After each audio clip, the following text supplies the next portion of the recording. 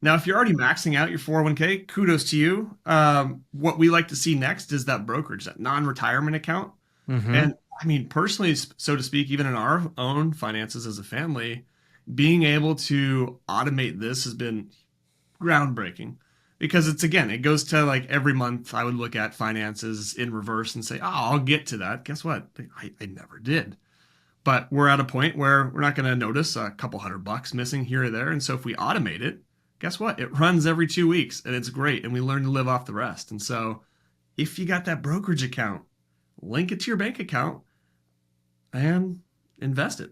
Just do the auto. That's the key. Like, and to your point, you didn't just say like thousands of dollars, which, for some people, they might be able to do thousands of Of course. dollars and really have a high savings rate.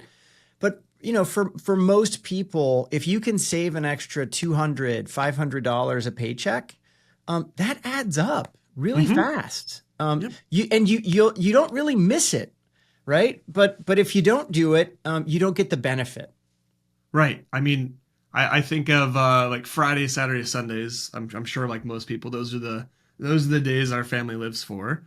And we can easily go spend a couple $100 over the course of the weekend on, breakfast here, picking up some food here, going to the beach or whatever it is. And I'm like, oh, why don't we do that for our finances as well? And it's just that extra switch and we don't notice it's gone. And now we're working behind the scenes, which is great.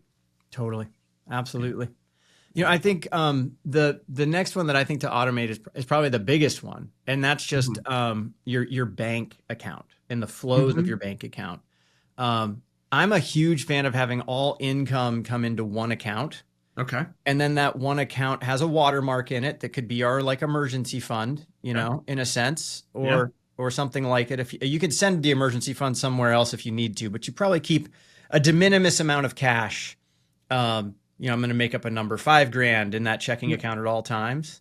And then everything else flows out of it. So the money going to the brokerage account, the money going to pay our mortgage, the money going to pay credit card bills, all that stuff.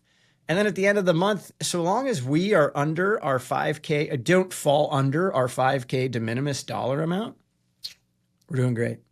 It's Yeah. really simple. We Yeah. automated everything else. That's what we have to live on. If we don't fall under it, we're good. It's a really simple way to manage your bank finances. Yeah. And for us, we do it a little differently where we have two accounts, but Hmm. same concept where when our paychecks come in, we've set up with our, HR or being self-employed to be me and QuickBooks, but we've set up looking at our finances, how much goes towards, rent or the mortgage, utilities, our fixed expenses that we know are going to occur each and every month.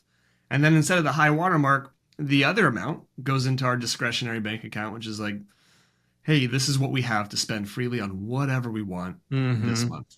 And then we replenish it every 2 weeks, But doing it that way, because we've automated everything else, to your point with the high watermark, we could spend freely now without stress saying, we've done our homework, we've eaten our vegetables, we can do whatever we want with this money guilt free.